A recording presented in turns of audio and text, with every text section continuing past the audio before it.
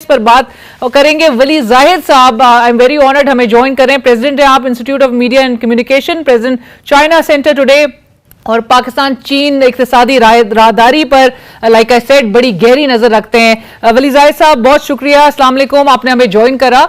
वली जाहिद साहब, सबसे पहला सवाल तो इसी हवाले से, और चूंकि अवाम से रिलेटेड सवाल मैं सबसे पहले करूंगी। हर बार अवाम को ये बताया जाता है कि जो सरमायाकारी मुल्क में हो रही है, जो प्रोजेक्ट लगाए जा रहे हैं, इसके समरात अवाम तक मुंतकिल होंगे, अवाम को मिलेंगे। वजीर आजम शहबाज शरीफ साहब ने इन तकरीबात में भी जब भी खिताब किया, आपको पता है 2-3 रोज कबल गवादर में मौजूद थे, तब भी उन्होंने कहा पहला जो हक है वो सूबे की अवाम का है, लोकल वहां के लोगों का है, जो कि रिसोर्सेस के हवाले से जो पहला हक वो रखते हैं, फर्स्ट राइट उनका ही है। आपको लगता है कि लोग वाकई में इन 10 सालों में उन्होंने वो समरात, वो सहूलियात, वो फैसिलिटीज एंजॉय भी की हैं? जी बहुत शुक्रिया अलीना। पहली बात तो यह है कि ये लिप सर्विस होगी कि अगर हम ये कहें कि इन प्रोजेक्ट्स का मकसद जो एंड यूजर है या अवाम है उस तक बेनिफिट पहुंचेगा, क्योंकि जरूरी नहीं है कि जब दो मुल्क या कंसोर्शियम ऑफ कंट्रीज जब वो आपस में किसी बड़े प्रोजेक्ट को लॉन्च करते हैं तो उनकी नजर एंड यूजर तक हो। उनकी नजर यह प्रोजेक्ट लगाने वाला यानी वो मुल्क या प्रोजेक्ट बेनिफिशियरी कंट्री है, उसकी कोई एक जरूरत पूरी हो। फॉर एग्जाम्पल वो जॉब क्रिएशन की भी हो सकती है, वो सफर की आसानी की भी हो सकती है, वो जो लगाने वाला है उसकी प्रॉफिट मेकिंग की भी नीड हो सकती है। तो there are multiple needs at work जिसके बेसिस के ऊपर ये प्रोजेक्ट शुरू यानी होते हैं।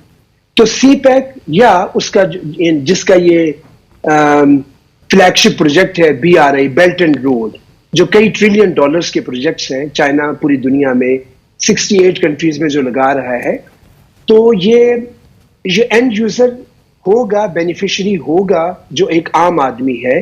फॉर एग्जांपल जिस तरह लाहौर में ऑरेंज लाइन मेट्रो ट्रेन है, इसका यूजर या बेनिफिशियरी एक आम यूजर है जिसके पास शायद इतना पैसा भी नहीं है कि वो रिक्शे के ऊपर या कोई यानी इन ड्राइव लेके वो गाड़ी के ऊपर वो जा सके। ऐसा ही है।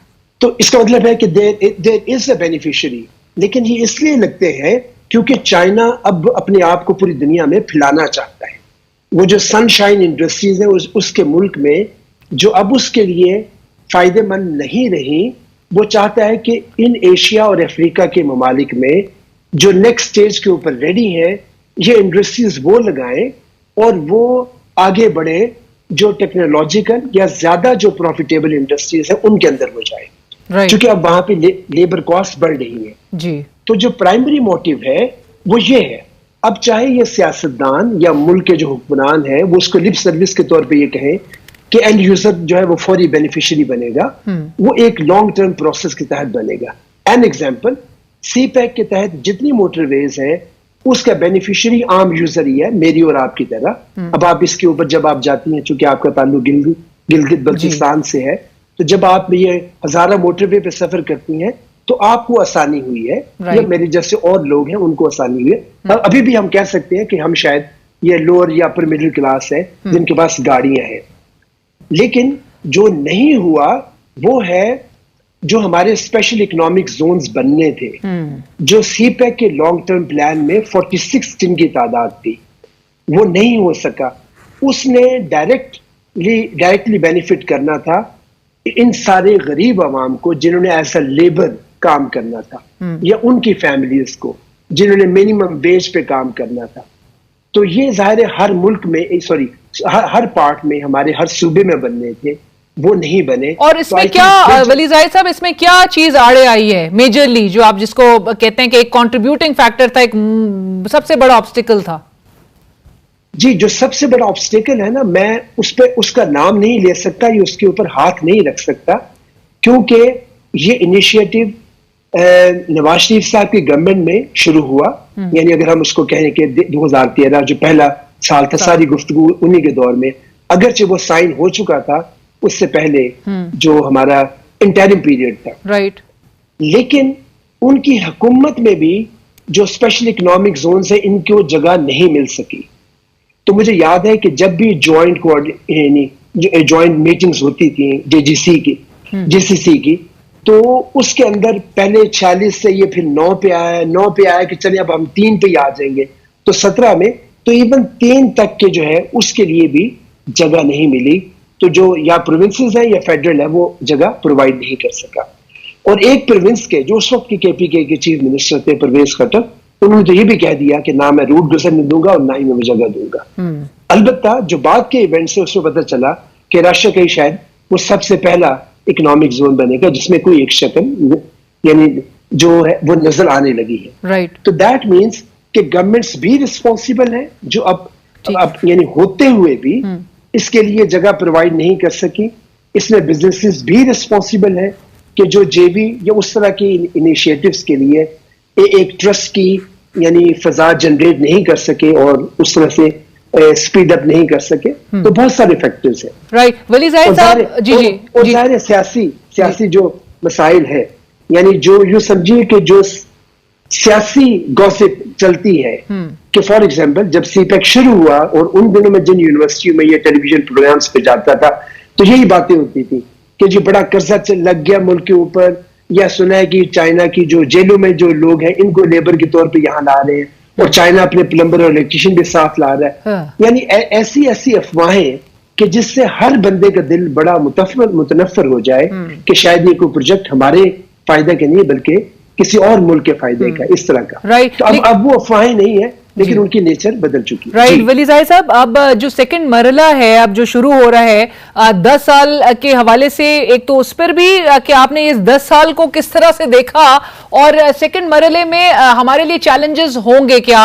अब ये यहाँ पे ये भी नाजरीन के लिए भी कहती चलूं, हर कोई रिलेट करता है इस बात से क्योंकि हम ये सुनते हुए बड़े हुए हैं कि पाकिस्तान में अबंडेंट रिसोर्सेज हैं, Pakistan is a land of untapped opportunities, लेकिन हम उसको किस हद तक अवेल कर रहे हैं और हमारे मसाइल के हल के लिए मतलब आज भी पाकिस्तान के ऊपर इतने कर्जे चढ़े हुए हैं, डेट हमें रीपेमेंट वगैरह के उसमें हमें 1.2 बिलियन डॉलर्स के लिए किस्त के लिए IMF आपको पता है नाक से लकीरें निकलवा रहा होता है। तो हम अपने मसाइल को किस तरह से इन्हिसार कर सकते हैं अपने ही इन रिसोर्सेज से और किस हद तक फायदा उठाने की हमें जरूरत है?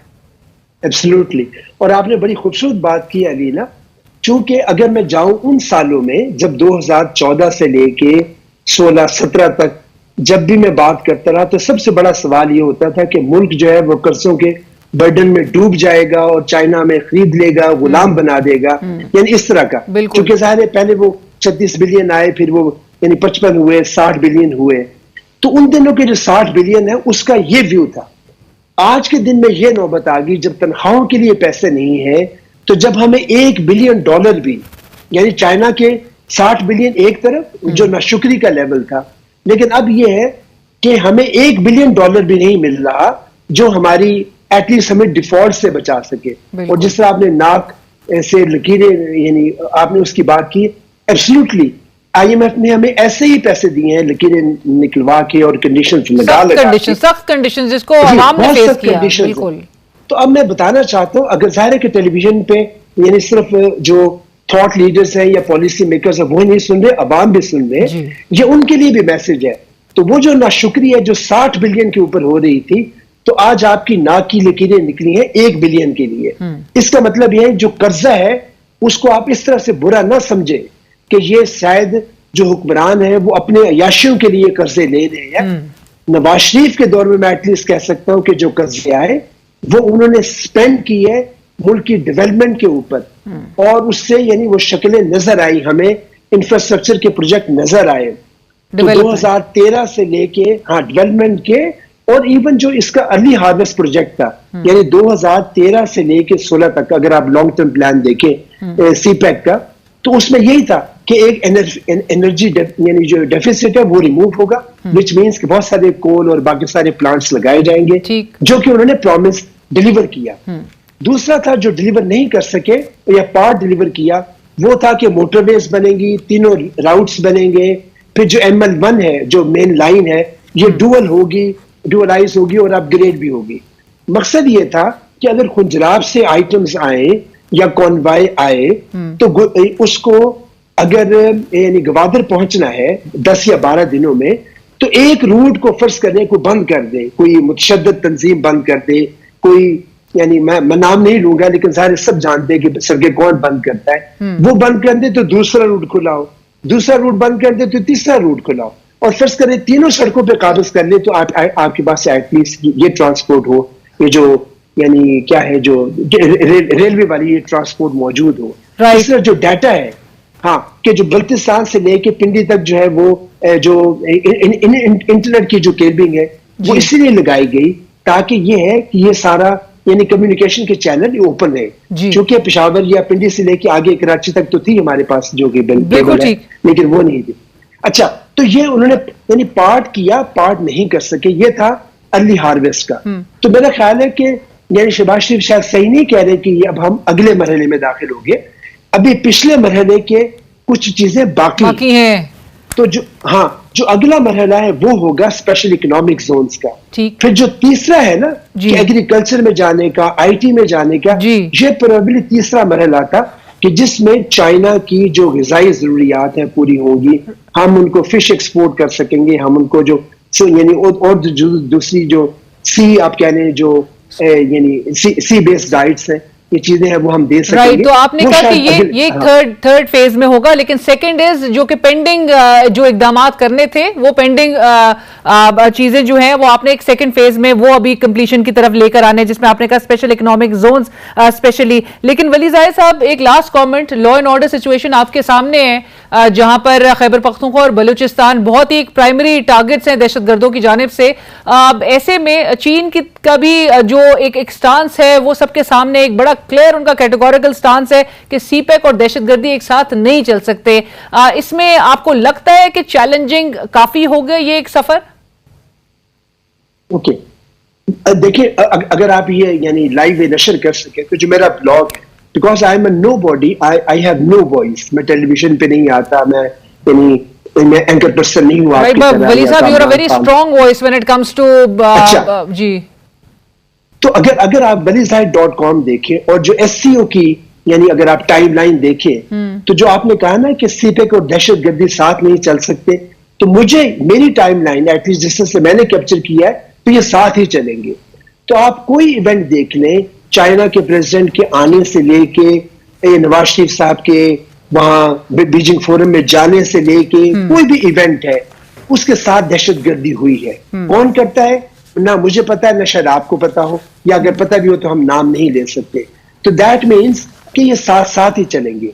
बल्कि आपने सारे, मुझे उस वक्त भी आपने इंटरव्यू किया था जब ये 2017 में बीजिंग फोरम हुआ था और मैं वापस आया था, मई में हुआ था। अच्छा, उस वक्त में अगर नवाज शरीफ, क्योंकि मैंने उनको अपने सामने सुना, उनको भी, शी जिनपिंग को भी और बाकियों को भी, तो मैं नवाज शरीफ की बॉडी लैंग्वेज से बता सका था, ये अब मई की बात है, चूंकि अप्रैल में पनामा शुरू हो गया, जुलाई में इन्होंने डिस्क्वालीफाई होना है। मैं उनकी बॉडी लैंग्वेज से और जो शी जिनपिंग है, मैं उनकी बॉडी लैंग्वेज से बता सकता था कि नवाज शरीफ का टाइम जो है खत्म हो गया। उसको भी एहसास है और शी जिनपिंग को भी और चाइना को भी एहसास है कि इट्स ओवर, क्योंकि आप उसी लम्हे में व्हेन ही इज देयर, तो यहाँ गवादर में या बाकी जो मुल्क में जो दहशतगर्दी है वो कर रही है। राइट, और एक बार फिर दोनों चीजों ने बिल्कुल अनफॉर्चुनेटली जी वली ज़ाहिद साहब, अनफॉर्चुनेटली ये एक बार फिर दहशतगर्दी का नासूर जो है वो सर उठा रहा है। But thank you so much. आज के दिन में भी जी आज के दिन में भी जो बाजोड़ का इवेंट हुआ है, जी बिल्कुल बिल्कुल इतनी मेजर एब्सोल्युटली, और ये सिक्योरिटी apparatus पर बहुत बड़ा सवालिया निशान इससे आयद होता है। वली ज़ाहिद साहब, बहुत शुक्रिया।